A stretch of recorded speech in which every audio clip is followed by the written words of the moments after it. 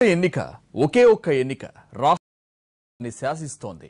పార్టీల మధ్య పచ్చగడ్డి వేస్తే భగ్గుమనేలా చేస్తోంది. అధికార విపక్ష పార్టీలు మాటలతో మంటలు పుట్టిస్తూ ప్రత్యర్థితో మైండ్ గేమ్ ఆడుతున్నాయి.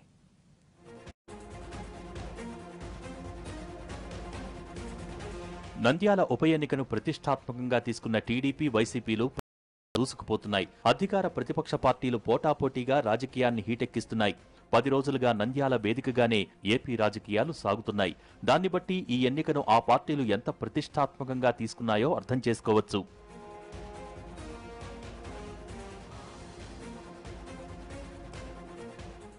సామాజిక పరంగా ఓట్లను ఆకర్షించేందుకు ప్రణాళికలు సిద్ధం చేసుకున్నాయి రెండు పార్టీలు.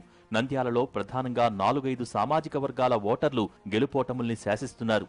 దీంతో ఆ వర్గాల ఓటర్లను ఆకట్టుకోవటానికి నాయకులు తీవ్ర ప్రయత్నాలు చేస్తున్నారు. గెలుపే లక్ష్యంగా టీడీపీ, వైసీపీలు వ్యూహాలు పన్నుతున్నాయి. వైసీపీ ఇప్పటికే ఓ బహిరంగ సత్తా చాటింది.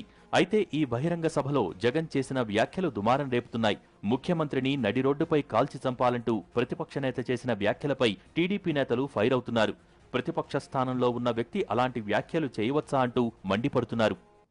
వయసుకి హోదా కూడా గౌరవించలేని ప్రజాప్రతినిధిగా, ఒక ప్రతిపక్ష నాయకుడిగా ప్రజాస్వామ్యాన్ని మంట కలిపే నాయకుడిగా ఈనాడు భరించడానికి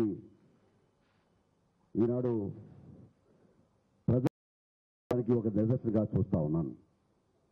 ఇటువంటి దారుణమైన మాటలు కానీ, ఇటువంటి రెచ్చగొట్టే ధోరణులు కానీ ఒక ముఖ్యమంత్రి స్థాయిని హత్యకు గురికొల్పడం, ప్రజల్ని తానుగా నోటితో చెప్పడం, మరి ఇతని ఇటువంటి స్వామిలో వస్తే ఈ రాష్ట్ర ప్రజలు ఏమవుతారని ఆలోచించుకోవాల్సిన పరిస్థితి.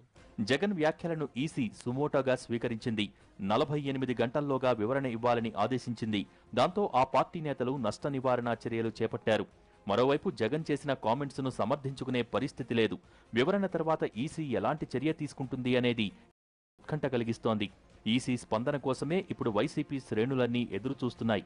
అయితే నంద్యాల ప్రజలు వైసీపీ వెంటే ఉన్నారని చెబుతున్నారు ఆ పార్టీ నేతలు. చంద్రబాబు గారు ఇందులో ఓడిపోతే రాబోయేటువంటి 1.5 సంవత్సరాల కాలంలో ఆయన పాలన ఏమాత్రం కూడా సజావుగా జరిగేటువంటి పరిస్థితి ఉండదు. కాబట్టి భవిష్యత్ ఎన్నికల్లో ఓడిపోతాము అన్నటువంటి భయం ఉంది. కాబట్టి మాకు ఈ ఎన్నికల్లో ఓడిపోయినంత మాత్రాన మేము ఉద్యమాల పార్టీ, మాకు ఈ ఎన్నికలు ఖచ్చితంగా 100% మేము గెలుస్తున్నాం.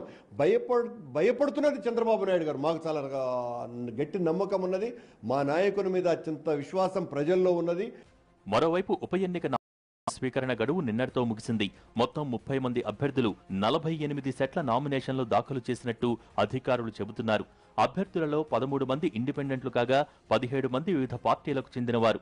నామినేషన్లను రేపు పరిశీలిస్తారు.